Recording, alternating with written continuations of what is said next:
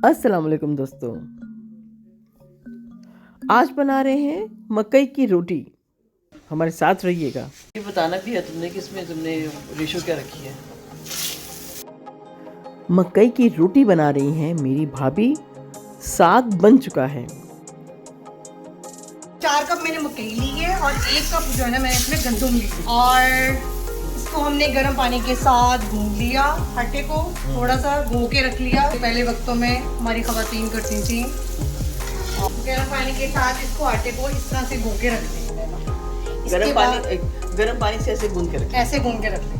फिर आपने एक ऐसे करके पेड़ा लेना है और उसको आपने ऐसे थोड़ा सा मसलना है ताकि वो एक जैसा हो जाए।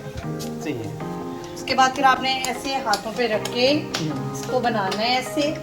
एक मैंने मोटी लिफाफा लिया है, उसके ऊपर थोड़ा सा आटे का फैलाव किया है और उसको हमने पेड़े को इस पे डाला।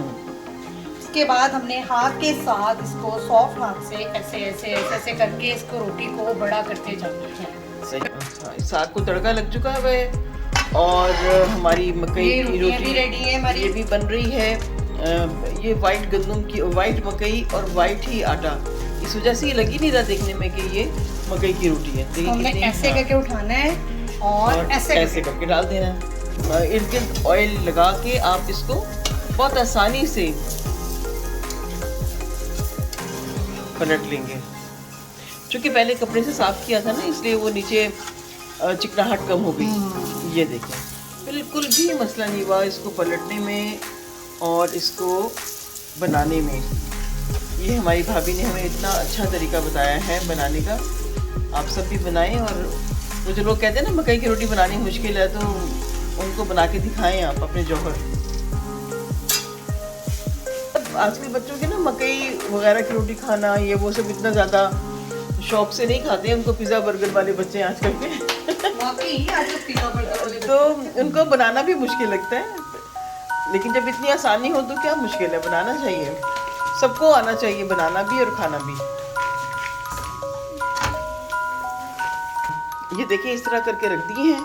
हर रोटी के बीच में ये रखा है एक टिश्यू पेपर, ताकि इसका ऑयल भी इजाफी चूस लेगा टिश्यू पेपर। और इसके अंदर जो हम देख रहे थे कि काला सा इनके खुश्का हो गया हुआ है, वो भी साफ़ हो जाएगा। जो कि खुश्का साफ़ कर दिया था ना वो वाला, तो वो कितनी सफ़ेद और खूबसूरत रोटी तैयार हुई है। तो आप भी जब इसको बनाने लगे तो तवा साफ़ कर लीजिए। हर 3-4 रोटियों के बाद तवा साफ़ कर लेंगे ना, तो आपको ऐसा ही साफ़ सुथरा तवा भी मिलेगा और इतनी उजली और खूबसूरत रोटी भी मिलेगी। एक और रोटी तवे पे डाल दी है। अब इंशाल्लाह मिलते हैं साग के साथ जब हम खाएंगे। बहुत मज़ेदार रिवायती साग की लज़्ज़त मक्खन डाल के खाने में, साथ ही साथ गर्मा गर्म मकई की रोटी, मज़ा आ गया। ऑसम। साग कैसे बनाते हैं इसका लिंक मैं आपको दे दूंगी, क्योंकि हम बना चुके हैं। और मकई की रोटी कैसे बनाते हैं वो आपने देख ली, तो फिर देर किस बात की। खाएं, बनाएं, इंजॉय करें और दिलशाद नसीम को दे इजाज़त। अल्लाह हाफिज़, रब राखा।